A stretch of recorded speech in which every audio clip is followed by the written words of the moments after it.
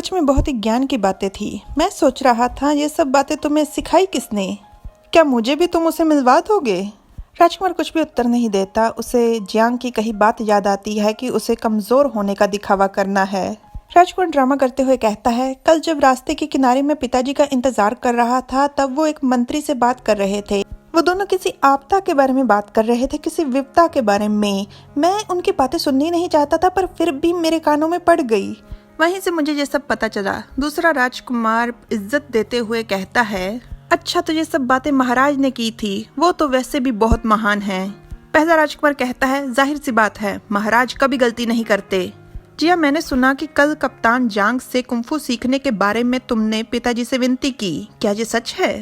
राजकुमार कहता है, हाँ, वैद्य जी ने कहा कि मैं बहुत ही ज्यादा कमजोर हूँ, अगर मैं कुंफू सीखूंगा तो थोड़ा बहुत ताकतवर बन जाऊंगा। और मेरी माँ ने भी कहा कि अगर मैं कुंफू सीख पाया तो ये मेरे लिए सौभाग्य की बात होगी, पर अगर वो ना माने तो फिर मैं कुछ नहीं कर सकता।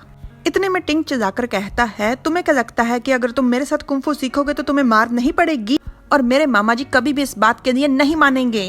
राजकुमार कहता है, नहीं नहीं, महाराज ने तो हाँ कर दी। महाराज ने तो ये भी कहा कि मैं भाई जिन से भी सीख सकता हूँ। जिन ये सब कुछ देखकर मुस्कुरा रहा था और टिंग चिल्लाते हुए कहता है, तुम बदसूरत पागल, अगर मुझसे वादा करो कि तुम कभी भी मुझसे नहीं लड़ोगे, हमेशा मुझसे मार खाओगे, तो मैं अपने मामा जी को तुम्हें सिखाने दूंगा। राजकुमार कहता है, ठीक है। जिन मन में कहता है, ऐसा लगता है कि जिया कुंफू सीखना चाहता ही नहीं। और टिंग तो अभी भी एक बच्चा है, उसे शायद खेलने के लिए एक खिलौना चाहिए।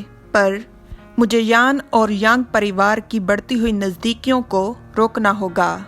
जिन देखता है सीधा टिंग के गुलाम की तरफ जो उसके पीछे खड़ा था, और गुलाम भी जिन की तरफ देखकर उसे सहमति दे देता है। Like, share, subscribe, comment. Thanks for watching.